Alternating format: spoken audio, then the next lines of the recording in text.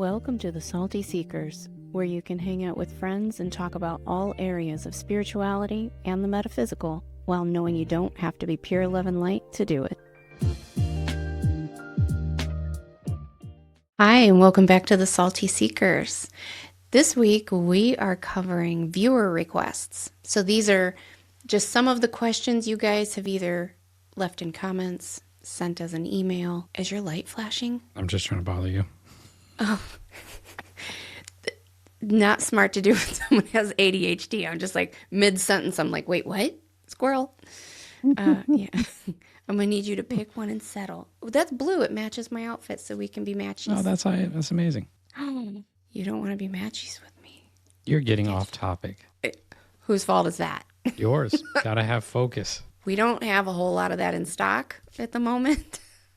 It's a muscle, and I'm helping you work it out. Good luck. May the odds be ever in your favor. Now I'm going to have Effie stuck in my head. That is mahogany. Okay. Hi. Welcome to the Salty Seekers. Oh, don't cut all this. Let them see it. Okay. So, yeah, we're taking all the questions, not all of them. We're taking a bunch of the questions you guys have sent us, and we're going to do our best to make sense of them and to get you some answers. So we picked out a handful that we thought would go well together, and we're going to see how it goes. You ready, Jay? We're ready. All right. So we'll move on to the questions. I got the first one pulled up from Alma. It says, hello, Salty Seekers. I have a few questions, but today my question is, in hearing and try to learn about UFOs and ETs, I'm confused. Me too. Are these beings only around when we're in our earthly bodies? Can we see them when we're back in spirit forms? Do they also die and reincarnate? I guess this goes with any of the other beings. That's a whole lot of question. That question was working hard. That's a whole lot of question. Okay, Alma. So let's break it down, shall we? And not like... Sorry. Okay, so first, are these beings only around when we're in our earthly bodies? I'm not sure what you mean by that. I mean, they exist whether you're in an earthly body or not. What do you think? Do you get anything from that? Like, I'm not sure what that part means. My extent of knowledge on UFOs is the sci-fi I watch. But I assume if there are other civilizations out there, they're around. Whether or not they're visiting us, they exist same time, different areas. Right.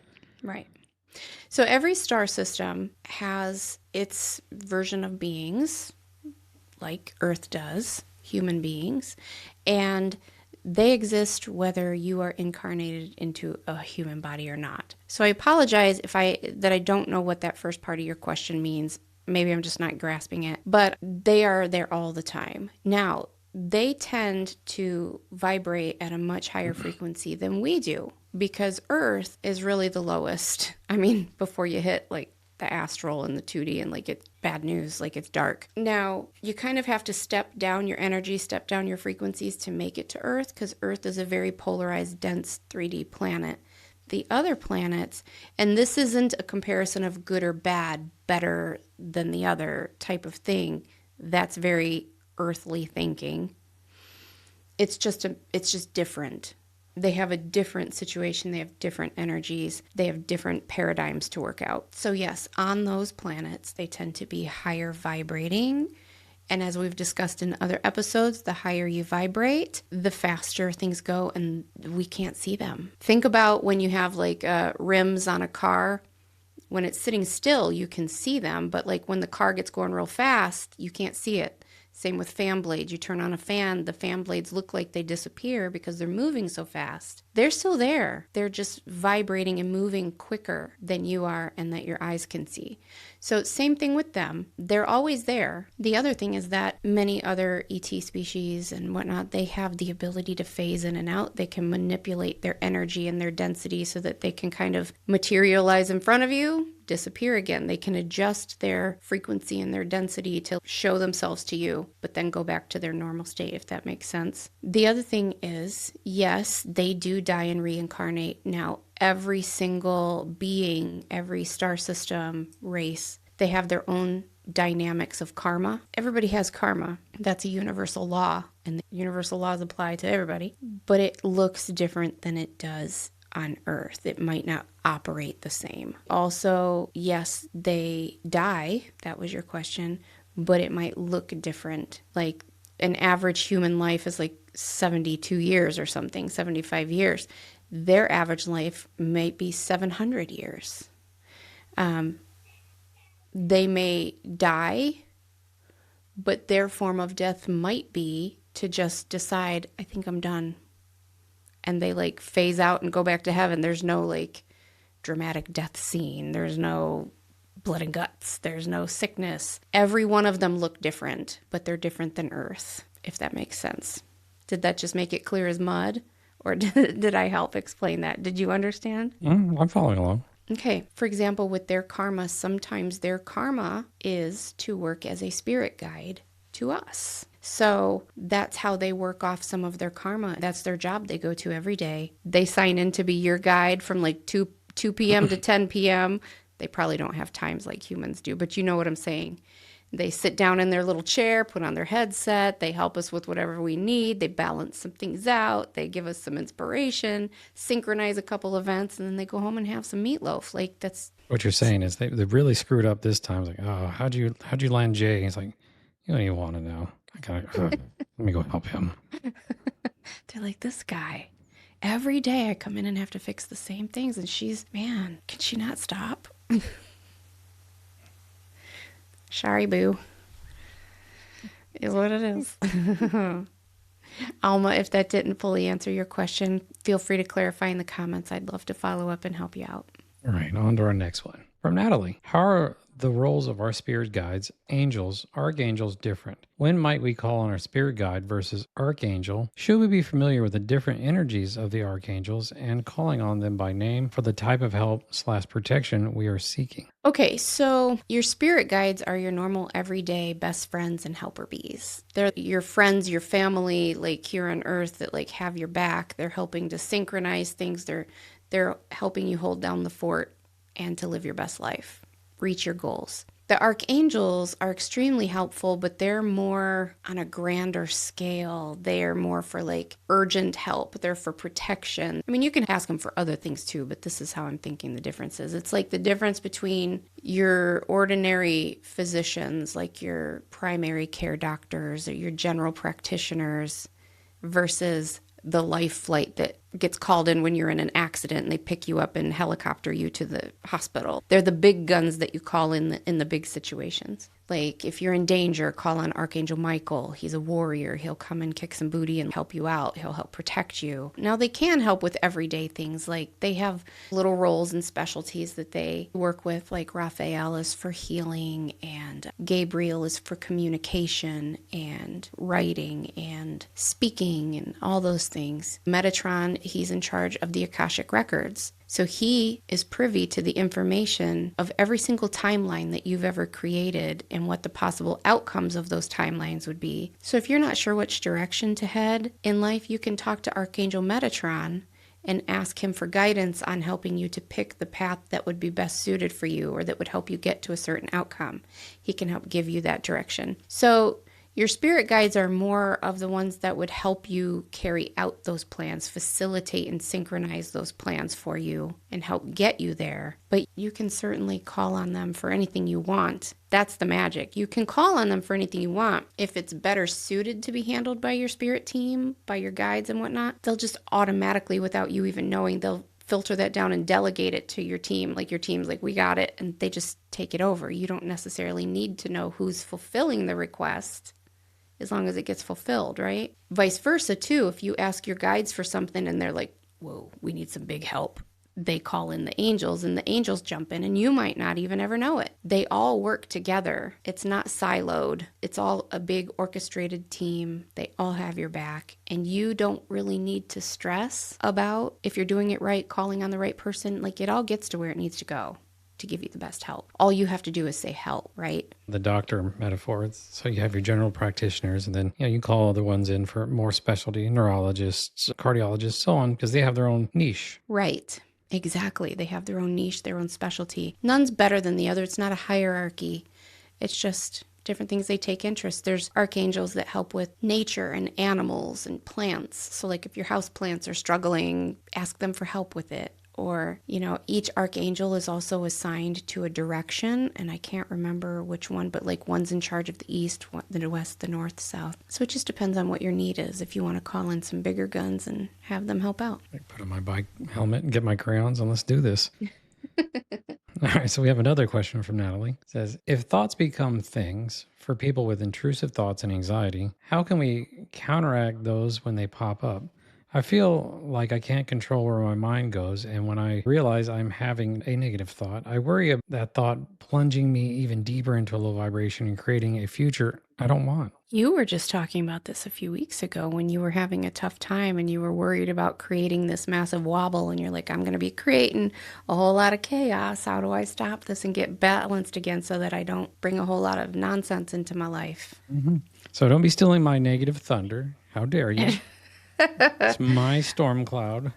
Just playing. I think everybody faces this, so I think it's a common problem. You can't stress about it too much. It just is what it is. We all have good days, good thoughts, bad thoughts. Here's where I'll interject. Write some of this down. What I mean, you're having these intrusive thoughts. You're thinking you're going to create some bad stuff. Start writing some of it down, not to create more, but to prove something to yourself. Of all the negative things I've thought of, the terrible scenarios, almost none of them ever come to pass. The battle's up here, and it rarely funnels out like that. Do we go through challenges? Absolutely. I wouldn't spend a ton of time worried that you're creating the most chaos for yourself. Instead, put yourself back in that. I know it's hard because I go through it too. Put yourself back in that mindset of, I'm going to put out some positivity. I'm going to try again today. What I've been doing since that, what she's talking about, the week I really had some challenges, is I call them baby steps. Each day, each week, let me take one more step forward because I got to get myself going. So this week, I'm going to sign back up for the gym. This week, I'm going to start watching what I eat. This week, get me 2 new outfits. And you know how good you feel, that fresh fit. Got that new outfit, Phil. So it's just little things. So instead of focusing on all the negativity from that week, I'm ask my guys, help me. What's the next, not big step, what's the next little step to get me to my best timeline? Yes. Well said, Jay. I have absolutely. Yeah, you got a lot of moments. That was good. I second all of that. Exactly. So when they pop up, you, first of all, don't focus on them too much. Don't stress about the fact that they're there, because what you focus on, you get more of, is what it is. You know what I mean? You just kind of go about your day and not think about it too much. Don't stress about it too much. Put too much of your focus on it, because then you're just going to manifest more. You're going to stress yourself out even more. The only way to control where your mind goes is to replace that with something else.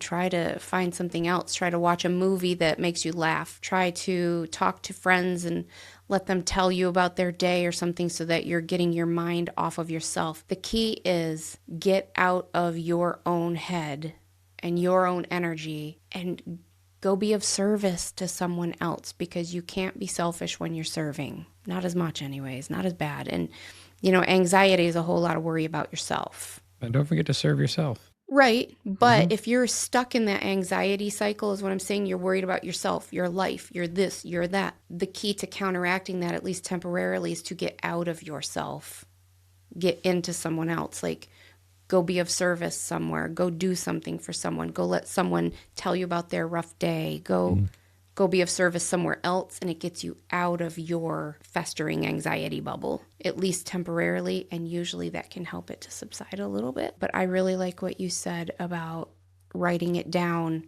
because really you have to get into the practice of being able to dismiss things as lies, and then you have to write them down and pay attention to what comes true and what doesn't. And then experience will show you that when that thought comes up, you're like, I've seen this one before. It's going to be fine. You'll start realizing that you can dismiss them. It becomes easier. You develop a muscle memory about that thing, and you can just dismiss it because it hasn't come true before. There's a Muppets thought that jumped to my head. One of the episodes is Muppet Babies, if you have kids, But Kermit was afraid of the dark, and the monster in the dark he's afraid of goes, has anything you ever worried about in the dark ever happened?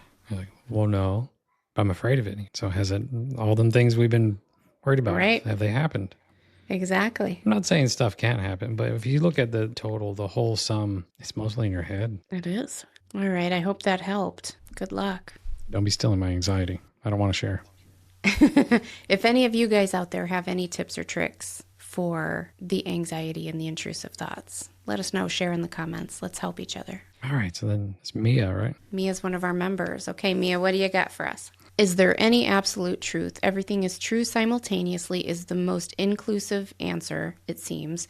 And is there a point? Well, if you watched our Laws of the Universe, you might know the answer to this first part of the question. And it was, say it with me, Jay, the law of relativity. You didn't say it with me. The law of motion. Go Relativity. to the back of the class. Go to the back of the class. I was already there. So the law of relativity, I cannot say that word. Oh, I was just relativity. joking. But I did have a question. I mean, before Newton figured out gravity, how'd you guys hold stuff down? I don't know. Your mom will have to tell us. So I was just saying that me trying to say relativity quickly is like all those little babies trying to say popsicle. They'll say pop, and they're like pop, and they're sickle.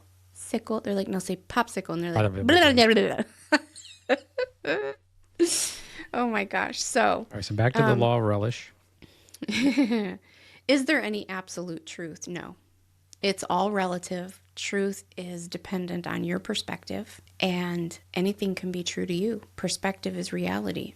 If you think it's true, it is. Like, I don't believe that if I don't accept Jesus into my heart, I will burn in hell forever. Christians do believe that. It's very real to them that Jesus is Lord and that is the only way. Do you know what I'm saying? That's real to them. To me, my dreams are 100% real to me. If I see it in my dreams, it is as good as gold. I believe it. Other people would be so dismissive of that and say it is just dreams. It's just something your brain is coming up with when it's sleeping.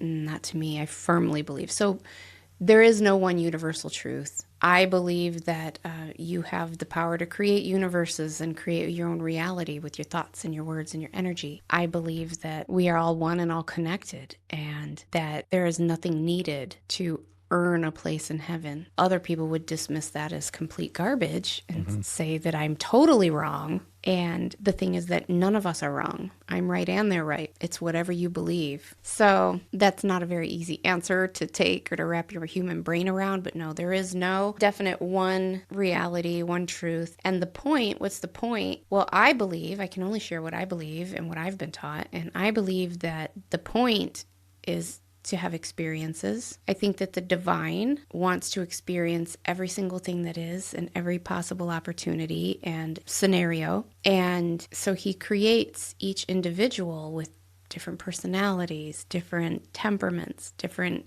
life experiences. And that way he is experiencing all that is through us, the good, bad, the ugly, because God is all things and he wants to experience all things. So he might say, well, I've experienced an abusive father or a mother that remarries and that didn't go so well. Living in Ohio. Blah, blah, blah. But I've never done it as a brunette who has good communication skills and starts a YouTube. Let's make one of those. So he just creates each one of us to fulfill a different experience and to see how it feels, to see how it plays out. That's the point. And then to keep going and going is to like work off the karma, to have those experiences, you know, those different rules to the game. And he creates these characters and the characters have to abide by the rules. If you violate the rules, you might have to go back and do it again. Different things like that. But yeah, I mean, that's the point. It's a big learning game. All things are true. Sharks and alligators are friendly. You can pet them. I'm sure that there is a planet where that is a reality. It's this one. You try it first. I already know it to be true. I don't need any proof. Okay. See how that works? Is that how you lost your hand? Hey, I thought we were going to talk about me being nubby. I'm sorry. I didn't mean to make fun of your nub. I know. It's terrible. If I had short sleeves, I'd pull my arm in. Look at this little nub. All right. What do we have next? All right. This one's from 909 Ducky. Is that Mia again? Or is That is Mia. Okay. I thought I had that right. The ducks had me thrown off. All right. Mia always has the most I don't have to get a dictionary for some of these eloquent, words. yeah, She has poignant, eloquent questions. I love smart people and I love people that makes my brain think, but you almost shame me with your brains. Like your People brains are saying She has the best words. She has the best words. That is not allowed on here. If I had a gong, like talk about the olden days, like the Gong Show, I would gong you right now.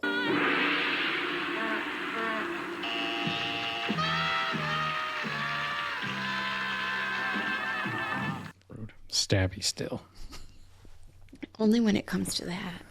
I'm just saying she has the best words. People have been saying that. She does. Well, see? All I keep saying is that she is almost intimidating with her brainy good words. I love her to death. She's awesome. Okay, what do we got? Can we talk about tricksters? Like, are they always fairly devoid of substance, or have you had or heard of an instance where they serve a purpose in your curriculum, if you will, and where placed by design? Like this semester, wow, you are enrolled in Trickster 101 or entities. Do you need me to read it? Do you want to start again? Tearing me up on this. Damn it. How about I read this one? All right, go ahead. Chopped up. I gotta quit laughing first. Okay, so Mia says, can we talk about tricksters? Like, are they always fairly devoid of substance? Or have you had or heard instances where they serve a purpose in your curriculum, if you will, and were placed by design? Like this semester, you're enrolled in Trickster 101 or entities that have purposely purposely misrepresent themselves to teach you something. That's a multifaceted answer. What do you think, Jay? I think yes and no. Well, not yes and no. Yes. You will see some that are just there to mess with you. But we were talking about this the other day. Depending on your life plan, they could be on your team because, yeah, you're getting into trouble this life. Mm-hmm. They're coming along for the ride. It's like you need some help being whatever bad personality you're going to be this lifetime. So, yeah, some will mess with you. Some are here to help you be bad. Yeah, I would have to agree, except let me break that down a little bit more. So I guess it has to do with the connotation that you would put on the word trickster. At the end of the day, honestly speaking, at the end of the day, all a trickster is a low vibrating astral being, like a demon. But to me, personally, with the experiences that I've had, to me, demons and tricksters are kind of in two different categories for me. Tricksters, they sound more ornery. They're more troublemakers. They're just there to fuck shit up. Yeah, you know what I mean? They'll send prank mail and put beeping devices in their kids' room. Yeah, inside jokes. So, like, tricksters are there to mess around. They're there to cause trouble. Like, it wasn't it in Jumanji? Weren't there monkeys that just got out and like just tore stuff up? They were just running amok. To me, that's kind of like tricksters. And Spomy, you guys help protect my space because I'm feeling stuff show up and I don't want anything show up. They're not welcome here.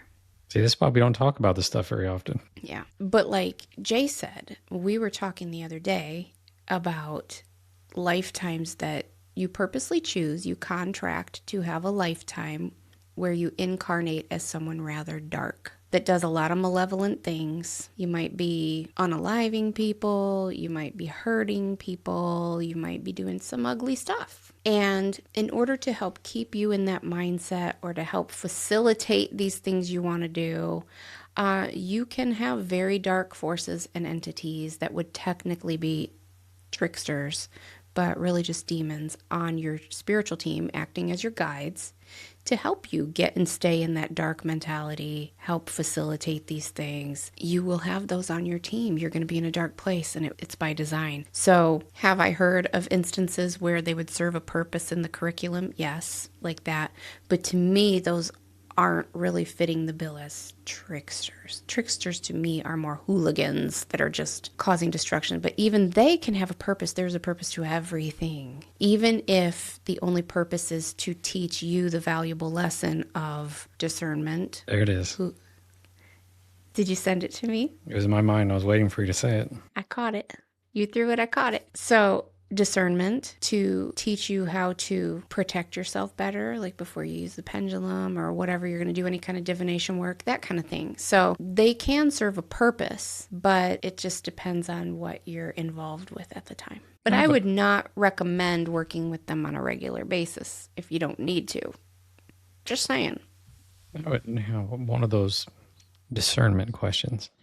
We talk about tricksters, and then there's the branch. And this could be the same thing, but I refer to them as mimics because I'll hear that, and it'll be someone's voice I know, but they're not here. And so there's the mimicking of sounds, mimicking of Like a mockingjay. yeah. Like this happened a while back. I had to change all my alerts because that was being mimicked through the house, or like I'll hear people's voices I know that aren't here. So would a mimic be the same thing as a trickster? I think there can be tricksters that are mimics. Not all tricksters are mimics, but all mimics are tricksters. That's my opinion. Yeah, they're just there to cause chaos and confusion. Like if you actually start talking to them on your pendulum, they might give you some truth. Oh yeah. And then they're going to throw you something that's really far left to cause confusion and cause upset and to cause distress, or to think that your guides are making fun of you or being mean to you, and they're going to get you all emotional and sad and hurt feelings, and they're sitting there going like I identify as a trickster. yeah, I can see that sometimes. Hey, it's rude. Your mom's rude. So, yeah, I would say that those mimics are very likely tricksters because they're just there to run amok. They're the ones that would pose as a valet outside of a club, and they'd wait till you like drop your Ferrari off and they'd get in a joyride and be like, woohoo! Like they don't give a shit, and they're just there to cause some disruption. Whereas I think demons, they're there to help with darkness, help with malevolence, if you know what I mean. Anything to add? No, sounds good to me. So the next question comes from Tina. My guardian angel comes through the most, but sometimes I get different answers for my same question, or another spirit tells me something different. Why? What do you think? I'm sending it to you. Little Caesar's Pizza. First, I get two things immediately. One could tie back into what we were just talking about, tricksters. You got it. But then two, and this is something I talk about a lot, sometimes you just weren't ready. You weren't at the right level for that answer. You got the answer at the level you were where you've graduated up, and a newer answer is there. And I can think of a third possibility. Those were the first two. I had three of them. The third one is different timelines.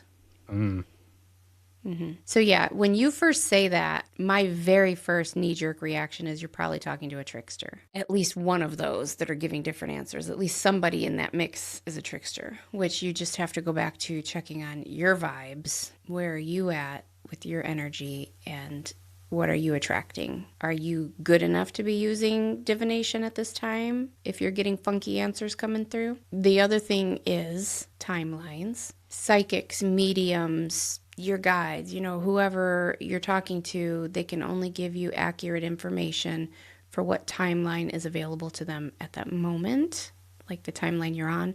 We are constantly, minute to minute, second to second, we are always changing timelines. I have 2 drinks sitting here, and every time I reach down and choose one instead of the other, I'm choosing an alternate timeline than could have existed. It's really that simple. We're changing all the time. And on each timeline, different outcomes can happen. So if they see you going down this path for something in your future, and then you jump timelines because you develop fear, you're like, man, I really would like to, that would be really nice to have. I'd like to do this thing, get that job, travel to this place, be with that person. Fear stops you and you're like, jump timeline. And so if they're giving you answers on this timeline and then you jump, those answers are no longer accurate. And then you're like, they lied to me. They didn't know what they were talking about. Those things didn't come true. That may be because I always do that. I go to like scratch my ear and I'm like, can't get to it. That timeline's no longer there. And then what Jay had said. You want to say it again? Little Caesar's Pizza. Not that part. You may not have been ready for it. You've now leveled up and are at a place where you can understand something greater. Yeah, it's like when you're little kids, like your 3-year-old comes and says, Mom, where do babies come from? I say Dairy Queen. Right. Well, when they're 15, they might be ready for a different answer than the stork or the Cabbage Patch or Dairy Queen or Mommy and Daddy just make them. You know what I mean? They might be ready for a bigger answer with more detail, a more sophisticated answer. And a lot of times that's what you're dealing with too. Like they could tell you something, but then in 6 months you check back, you get a different answer. It could be any of these variables. What do you think? I don't think that covers that one. All right, our last question is, and I'm not sure how to say this. It could be Casada, Or Quesadilla. quesadilla, or for like the people around here, quesadilla. Right. We weren't sure if you're trying to be like elegant and pretty with quesadilla or if you're being cheeky and quesadilla. But we like funny, so we're going to go with the cheeky option. I like quesadillas. I'm not being funny. We're just being big. Delicious. Big back. Anyway, so could you talk about dream journaling? I've been doing it for about a year now, and I've wondered what happens after the journaling. Do you have any examples of insights into healing, past or parallel lives, premonitions? And is there a benefit to going back and reviewing your dreams? Well, I'd say yes to all of it. What happens after the journaling? Do you have examples? Well, I think first and foremost that it's important. The benefit of dream journaling is it trains your brain to be aware that you want to pay attention to details. You want to remember your dreams and you want to grab on to details. Your subconscious becomes aware that that's what you're looking for, and it helps you remember your dreams. Second of all, it can benefit you because then by gathering those details, you can realize that, oh my gosh, I actually, that was a dream from like a long time ago. I was in clothes from the 1800s. There were horses and carriages. I was in a castle, whatever the case may be. It helps you remember a lot of those details. Those usually end up being like past life dreams. So you start remembering some of your past lives. Another thing is that this is a major way that your guides communicate with you. They speak to the subconscious through symbolism. Your brain takes words, images. Your subconscious interprets symbols. So every single thing in your dreams means something. Colors, numbers, items, all of it. It means something. Look it up. I do have an example, and I will link to a video that I shared from several years ago when I had a past life regression done. And it was potent. Like, it was extremely powerful. I've had a couple other ones done since then, and they're just kind of like, meh. They weren't that big of a deal, but this one, wow. And when I went to write it down, I have a little notebook where I keep like automatic writing and stuff and some dreams and things like that. I went to write something down, and that journal just flipped open on its own when I went to open it to a page that I had written a dream down from like 2 years prior, I think. And it was a dream about the people in this past life regression. And the dream that I had had suddenly now made so much sense. And it helped me to process and heal this whole thing. So you might not always have huge, profound examples. Usually your dreams are much more immediate about what's happening right now in your life. But sometimes they can help heal some other stuff, like from lifetimes ago. And I didn't have any idea what that dream meant at the time, but 2 years later when I had that regression, suddenly it all made sense now. And I think it did help bring a lot. But in the moment, like right now, if I had a dream right now, it's typically about what's happening in my life right now. And if you analyze that dream right now, yes, it can help bring healing, it can help bring insight, it can help bring reassurance or validation or all kinds of things. So going back years later, reading the dream journals, those can be interesting, but they don't always bring healing. Now, we had something really cool happen in this last week. I did. I say you because you were in it. Do you know what I'm talking about? Was it the SPOMY one? So I don't even remember what I was doing. We were in a classroom and there was a weirdo in a cape. Yeah. I'm Batman. I was sitting there and I was talking to Spomy about dreams. And I was asking him about like the people I see in my dreams, the pets that I see in my dreams, like were these my actual pets in other lifetimes and stuff? And he's like, yes. I'm like, a lot of the people in my dreams, are they people that I knew? And I felt like, yes, knew or know or will know. And I'm like, so some of them could be like from future. And he's like, yeah. And I'm like, give me an example of someone that I know, but I dreamed about them before I knew them. And up popped this very prominent dream from a decade ago. It was from 2015, and I remember it so clearly, and it was a very important dream at the time. It was one of the very first really spiritual dreams, or where I dreamed about aliens, things like that. And so this dream has always stuck out in my head big time. And in the dream, there was a guy. He was sitting behind me, and partway through the dream, he jumped up into the seat next to me, and then he helped me escape. He was like my partner and he was helping me get out of there. And to me, because that was one of the very first dreams where I put two and two together and realized that like Spomi was in my dreams with me. Spomi was playing this guy. To me, in my mind, I always kind of equated Spomi to looking like this person, even though he doesn't. It was just who he's playing that dream. But anyways, what, you shush your face. You're about to prove my point. Go. Yes, I am probably about to prove your point. So he showed me this dream again very clearly and the person in the dream. And it occurred to me very clearly that the person in the dream was actually a very young Jay. And so I was kind of shook by this and I was like, oh my gosh.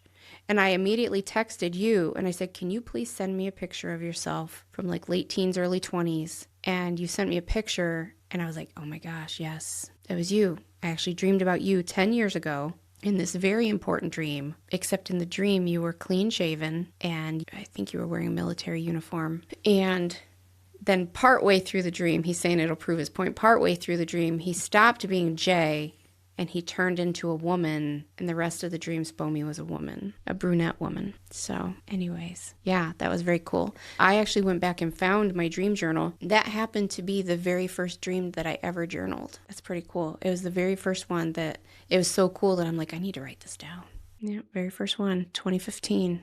Need to have a talk with Spomi. I wear this avatar all the time. 10 out of 10 don't recommend. Not sure why she did that. This is long before I knew you, sir. And in my dream journal, I said this very handsome brunette man was sitting behind me. Yeah. Oh, I get it. Yeah. But you're always dogging on yourself, and I'm like, oh, that was a very young me. He was a very handsome man. You're still a very handsome man. He weighed so much less. I've gained at least one of him. Tiny guys are not where it's at. Give me a good dad bod.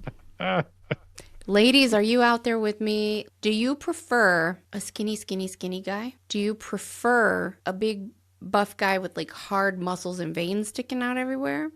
Or do you prefer a nice dad bod? Because that, to me, that is not an insult. That's where it's at. Give me a dad bod all day.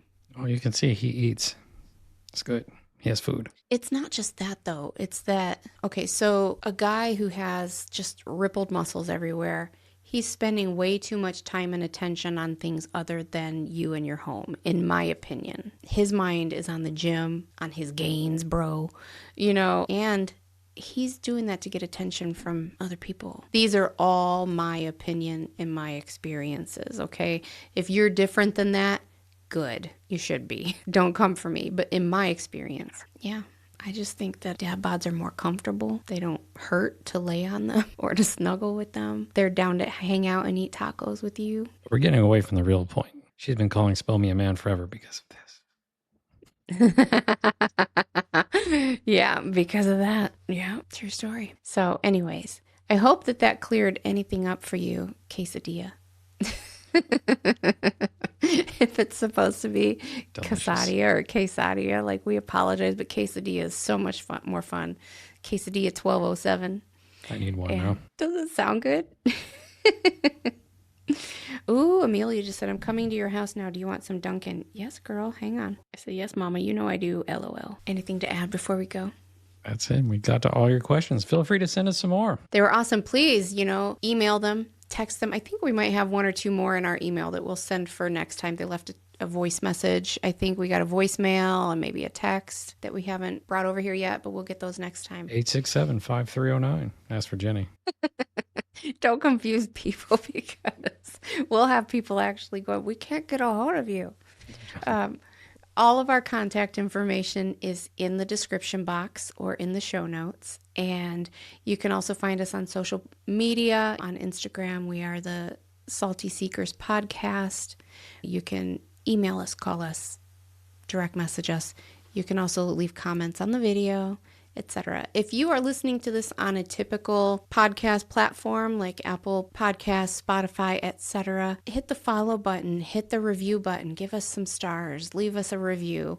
We would really appreciate your feedback. And if you aren't subscribed yet, please hit the like and subscribe button on YouTube. We would appreciate that as well. We love you all, and keep smiling. Keep your heart open, and we'll talk to you soon.